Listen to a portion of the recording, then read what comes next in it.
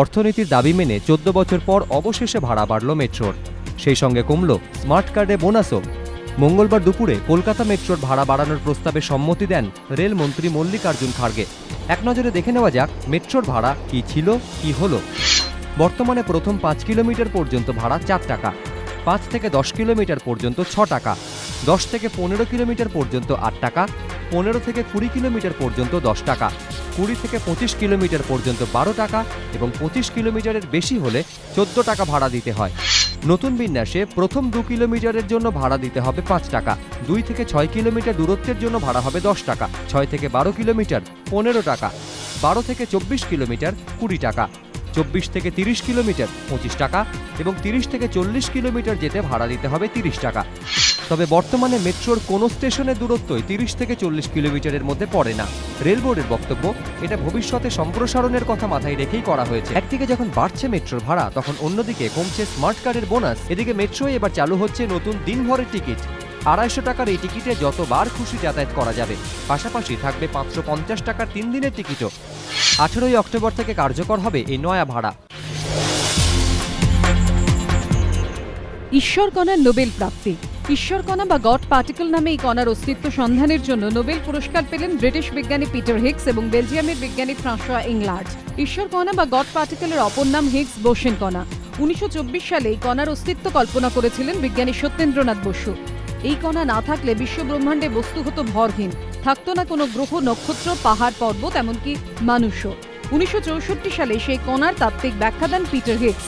পদার্থের ভরের উৎস ব্যাখ্যা করেন তিনি। সেই তত্ত্বের উপর ভিত্তি করে 3 বছর ধরে সার্নের গবেষণাগারে ঈশ্বরকণার খোঁজ চালান বেলজিয়ামের বিজ্ঞানী ইংলার্ড সহ শতাধিক বিজ্ঞানী। অবশেষে 2012 সালে সার্ন ঘোষণা করে হুবহু হিগস কল্পিত কণা না হলেও ওই রকম এক বোসন কণা পাওয়া গিয়েছে। বছর ঘুরতে না ঘুরতেই নোবেল সম্মানিত করা হলো 2 বিজ্ঞানীকে। পরীক্ষামূলক প্রমাণ হাতে আসার সঙ্গে সঙ্গে এত দ্রুত নোবেল শিরোপা দেওয়ার নিদর্শন বিরল। বৃষ্টি মাথায় করেই মঙ্গলবারও 8টি পুজো উদ্বোধন এবং পরিদর্শন করলেন মুখ্যমন্ত্রী মমতা বন্দ্যোপাধ্যায়। এদিন বিকেল 4টায় খিদিরপুর 74 পল্লী দিয়ে উদ্বোধন শুরু করেন তিনি। তারপর একে একে 25 পল্লী, একডালিয়া এভারগ্রিন, সংঘশ্রী, সমাজসেবী, মিলন সংঘ সহ বিভিন্ন পুজো মণ্ডপে যান মুখ্যমন্ত্রী। অটোগ্রাফ শিকারীদেরও নিরাশ করেননি তিনি। সারাক্ষণই খোশ মেজাজেই দেখা গিয়েছে মুখ্যমন্ত্রীকে। মাঝে মাঝে বৃষ্টি এদিনও পুজোর আনন্দকে মাটি করার চেষ্টা করেছে, কিন্তু মানুষের উৎসাহের কাছে হার মেনেছে বরুণ দেব। খুব স্বাভাবিকভাবে বৃষ্টি নিয়ে তিনি যে যথেষ্ট উদ্বিগ্ন তা এদিন মাঝে মধ্যেই প্রকাশ পেয়েছে মমতার বক্তব্যে। চতুর্থীতে শুরু হয়ে গিয়েছে উৎসব, আর ধারে ভারে ভারী পুজোর উদ্বোধন মানেই এখন ভিআইপি সমাগম। স্বাভাবিকভাবে ভিআইপিদের মধ্যে এগিয়ে রয়েছেন রাজনীতিবিদরা। কোথাও মমতা বন্দ্যোপাধ্যায়, কোথাও আবার সোমেন প্রদীপ। হ্যাঁ, পুজোর মঞ্চে রাজনীতির প্রতিপক্ষ তৃণমূল সাংসদ সোমেন মিত্র, প্রদেশ কংগ্রেস সভাপতি প্রদীপ ভট্টাচার্য। মধ্য কলকাতার উত্তরণের পুজোর উদ্বোধনে দুজনে একসঙ্গে। তৃণমূলের সোমেনকে ঘিরে কংগ্রেসের এক ঝাঁক নেতা। যদিও সোমেন মিত্র আর কতদিন প্রদীপ ভট্টাচার্যের বিপক্ষ থাকবেন তা নিয়ে ইতিমধ্যেই রাজনৈতিক মহলে জল্পনা তুঙ্গে। কারণ ডায়মন্ড হারবারের তৃণমূল সাংসদের কংগ্রেসে যোগদানের সম্ভাবনা নিয়ে বেশ কিছুদিন ধরেই কানাঘুষো চলছে, কিন্তু তাতে সম্ভবত কিছুই এসে যায় না শিয়ালদার ছোড়দার।